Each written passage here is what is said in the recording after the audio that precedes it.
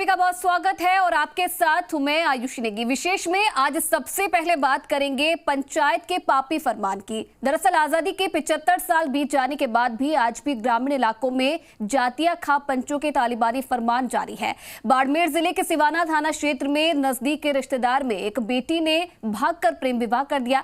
अब जातिया पंचों ने ये आरोप लगाकर हुक्का पानी बंद कर दिया कि परिवार की मदद से ये प्रेम विवाह हुआ है और यही बात पंचों को नागवार गुजरी और 1 साल बाद दोनों बुजुर्ग परिवारों का हुक्का पानी बंद कर 34 लाख का जुर्माना ठोक दिया गया।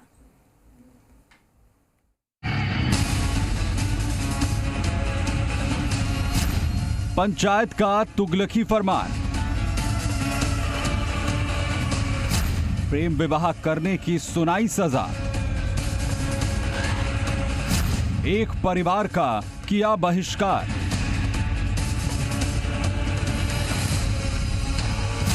एक परिवार का किया हुक्का पानी बंद।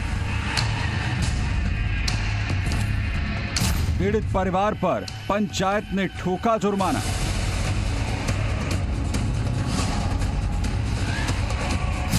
₹34 लाख का ठोका जुर्माना।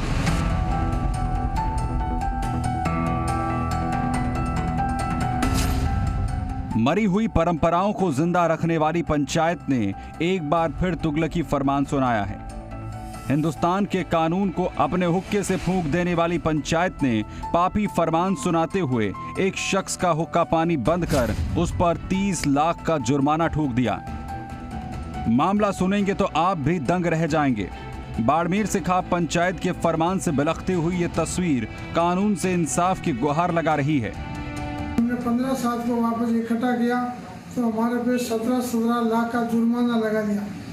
17 लाख दोनों भाई पे, और हमारे को 12 साल के लिए बहिष्कार कर दिए।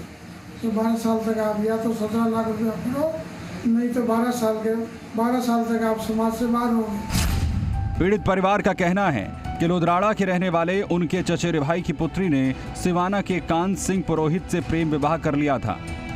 इसके बाद जातीय पंचों ने परिवार पर प्रेम विवाह और लड़की को भगाने में मदद करने का आरोप लगाया और पंचायत ने तुगलकी फरमान सुनाते हुए परिवार का हुक्का पानी बंद कर दिया। इतना ही नहीं, कानून को अपने हुक्के की राख समझने वाले पंचों ने पीड़ित परिवार पर 34 लाख रुपए का जुर्माना भी ठोक दिया। ये कहना चाहता हूँ कि मेरे मुकेश कुमार मिशन जी की बहन वो भाग्यश्री गई थी। उस शक के आधार में हमारे को समाज ने बहिष्कार किया। अपना पापी फरमान सुनाकर पंचों ने परिवार पर जुल्म के पहाड़ तोड़े, उन्हें समाज से बेदखल कर दिया। परेशान होकर पीड़ित परिवार ने पंचों के खिलाफ कोर्ट के इस्तगासे के जरिए केस दर्ज कराया है।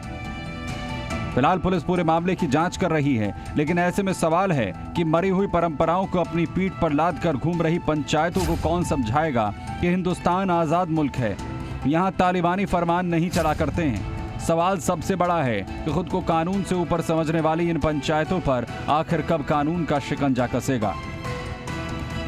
भूपेश आचार्य, जी मीडिया, बाड़मेर। इधर आरक्षण को लेकर राज्य सरकार को घेरने वाले गुर्जर समाज ने इस बार केंद्र सरकार का दरवाजा खटखटाया है। गुर्जर समाज ने केंद्र सरकार से समस्या का हल निकालने की मांग की है। मतलब राजस्थान से गुर्जर आरक्षण की आग अब दिल्ली पहुंचने लगी है। रिपोर्ट देखिए।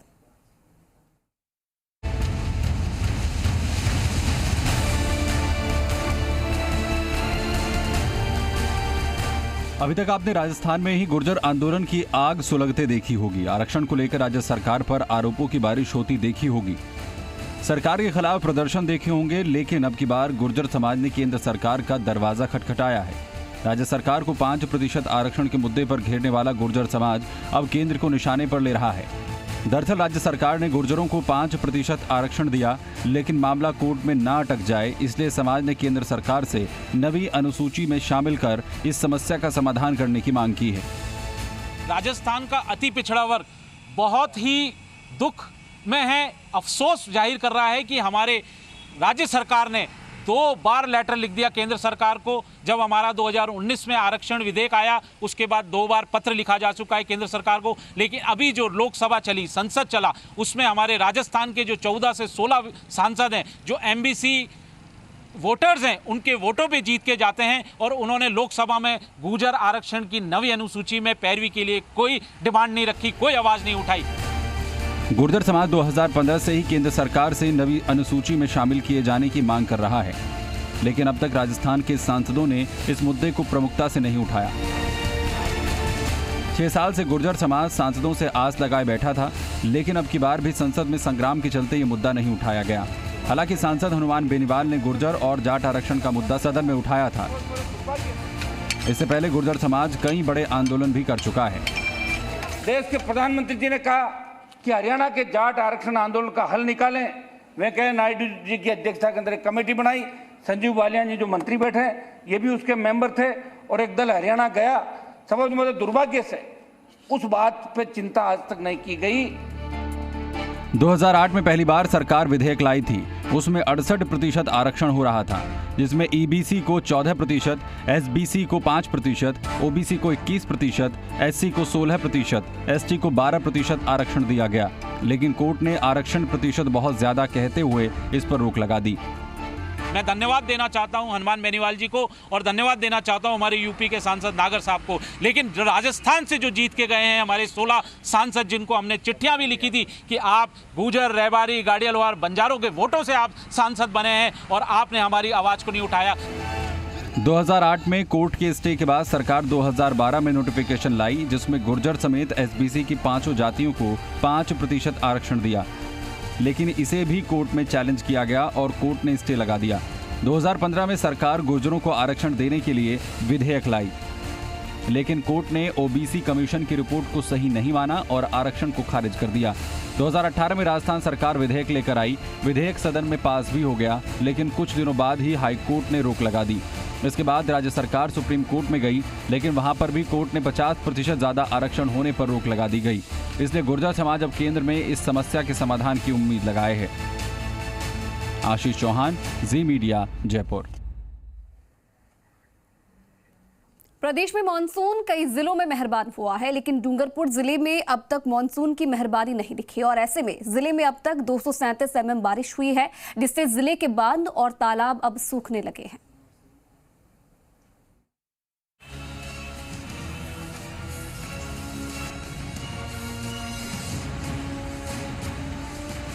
बारिश कहीं आफत बनकर बरस रही है तो कहीं तबाही मचा रही है। सूबे के कई जिलों में बारिश बाढ़ लोगों के आशियानों को बहा ले गई। सैलाब में कई जिंदगियां बह गई, तो वहीं डूंगरपुर बारिश का इंतजार कर रहा है। यहां मॉनसून मेहरबान नहीं दिखाई दे रहा। जिले में सामान्य बारिश से भी कम बारिश हुई है, जो पिछले 2 सालों से काफी कम है। जिले में इस मॉनसून में अब तक 237 मिलीमीटर बारिश रिकॉर्ड की गई है, जो 2020 से 283 मिलीमीटर और 2019 से 246 मिलीमीटर से कम हुई है। आंकड़ों पर अगर नजर डालें तो 2021 में 237 मिलीमीटर, 2020 में 283.88 मिलीमीटर और 2019 में 483 मिलीमीटर बारिश हुई थी। लेकिन इस बार कम बारिश से लोगों की परेशानियां बढ़ गई हैं।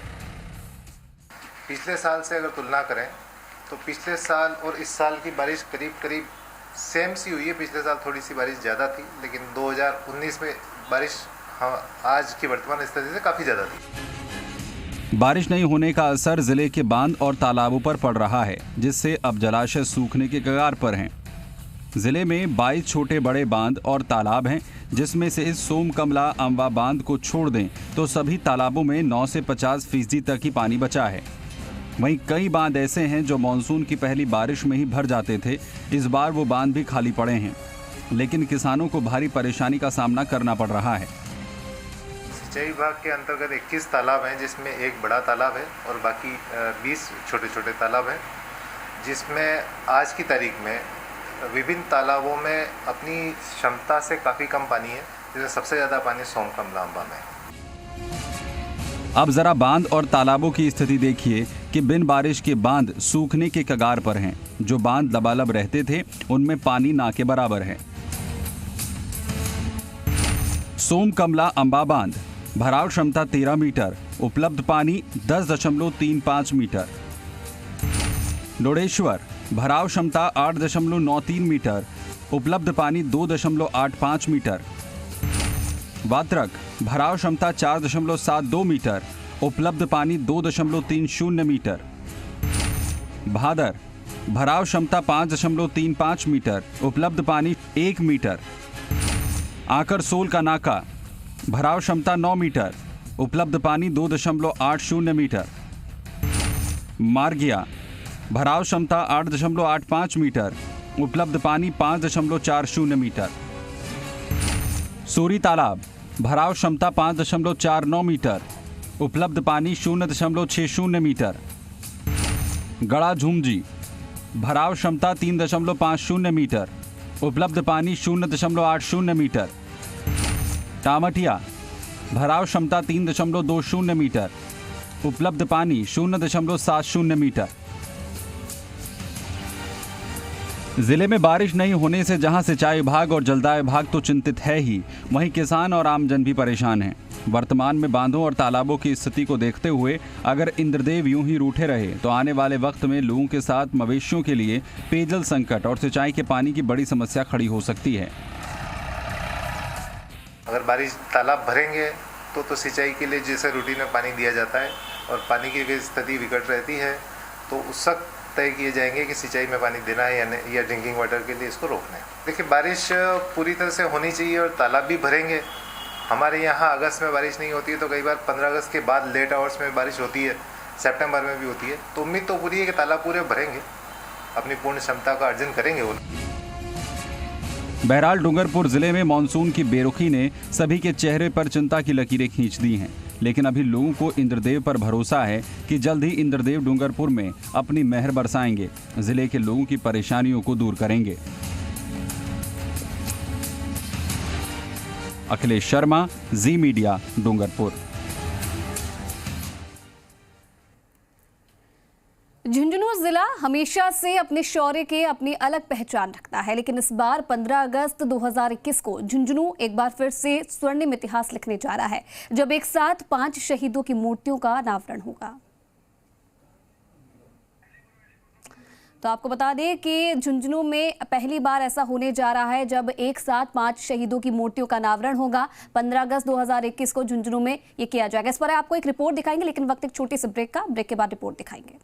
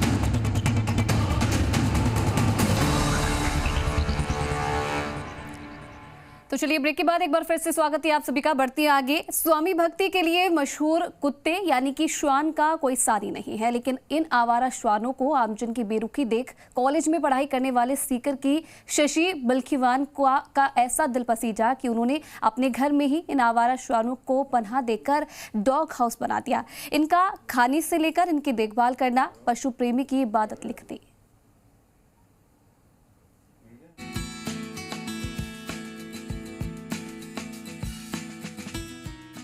अक्सर गली मोहल्ले में घूमने वाले आवारा कुत्तों को कोई ना कोई पीटता हुआ भगाता हुआ नजर आ जाता है। हाल ही में सूबे से कई खबरें इस तरह की सामने आई जहां आवारा कुत्तों को बेरहमी से मारा गया। आवारा कुत्तों का कोई मालिक नहीं होता है और यही वजह है कि हर कोई इन पर जुल्म करता है। लेकिन सीकर के मीणा मोहल्ले की रहने वाली शशि से इन आवारा कुत्तों का दर्द ना सहा गया और उन्होंने अपने घर को ही डॉग हाउस बना दिया। शुरुआत कई सालों पहले शशि ने अपनी गली के कुछ घायल श्वानों की देखभाल से की। उन्हें समय पर खाना खिलाया, मरहम पट्टी कर इलाज कराया, फिर कुछ और आवारा श्वानों को घर में रखना शुरू कर दिया। देखते ही देखते शशि का घर एक डॉग हाउस बन गया। शशि बताती हैं कि उनके डॉग हाउस में फिलहाल 10 श्वान हैं। इनके लिए अलग से रोजाना 5 लीटर दूध लिया जाता है। सुबह शाम दलिया, दही और रोटी समेत स्पेशल डाइट भी दी जाती है। अपने आसपास घर के पास में रखकर इनको सुबह शाम दलिया है, रोटी है, दूध है देके इनकी करी सेवा। कोई भी इन्हें शारीरिक कष्ट हुआ तो चिकित्सक को बुलाकर, क्योंकि मैं जब सरकारी तंत्र के अंदर जब इनका इलाज करवाने के लिए गई थी तो कुछ चिकित्सकों के द्वारा अनदेखी की गई, जिससे इनके प्राण खत्म, जिन्होंने प्राण ही त्याग दिए थे। वो देखकर मेरा मन द्रवित उठा। शशि ने घर में बेसहारा श्वानों के लिए घर के एक कमरे को ही डॉग हाउस बना दिया है, जैसे पंखे और कूलर का इंतजाम है ताकि उन्हें गर्मी से परेशानी ना हो। निजी स्कूल में शिक्षक शशि अपनी बचत की राशि का पैसा श्वानों के भोजन और उपचार के लिए खर्च करती हैं। पिछले दिनों उन्होंने सीकर में श्वानों के संरक्षण के लिए सोशल मीडिया पर मुहिम की भी शुरुआत की थी। शशि की इस मुहिम की सराहना करते हुए केंद्रीय मंत्री मेनका गांधी ने सीकर नगर परिषद को पत्र भी लिखा था, लेकिन परिषद श्वानों के संरक्षण और देखभाल के लिए अभी तक कोई एक्शन प्लान नहीं बना सकी है। सभी लोगों से निवेदन करती हूँ कि आप इन जो बेजुबान जानवर है इनके प्रति अपनी इंसानियत को ना खोएं। मैं यहाँ सीकर के अंदर मीणों का मोहल्ला वार्ड नंबर 22 की निवासी हूँ और मैं अपने आसपास के लोगों से भी निवेदन करती हूँ कि अगर आप इन्हें खाना भी नहीं दे रहे हैं तो इन्हें किसी प्रकार का कष्ट ना पहुंचाए। पशु भी प्यार के भूखे होते हैं और उनमें अनुशासन भी इंसान से कम नहीं होता, बशर्ते उन्हें अपनापन का एहसास कराया जाए। शशि बिलखीवान ने आवारा को पालतू बनाकर पशु प्रेम की नजीर पेश की है, जिसकी चारों तरफ तारीफ हो रही है। अशोक शेखावत, जी मीडिया, सीकर। झुंझुनू जिला हमेशा से अपने शौर्य की अपनी अलग पहचान रखता है, लेकिन इस बार 15 अगस्त 2021 को झुंझुनू एक बार फिर से स्वर्णिम इतिहास लिखने जा रहा है, जब एक साथ 5 शहीदों की मूर्तियों का अनावरण होगा।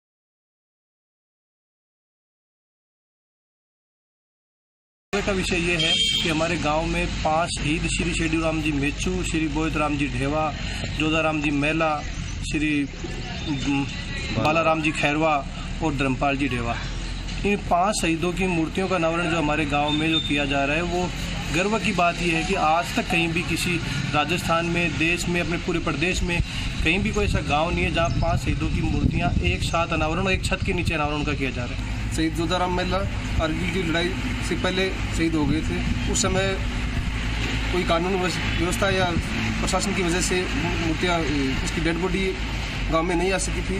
और आज हमें इस बात का गर्व है कि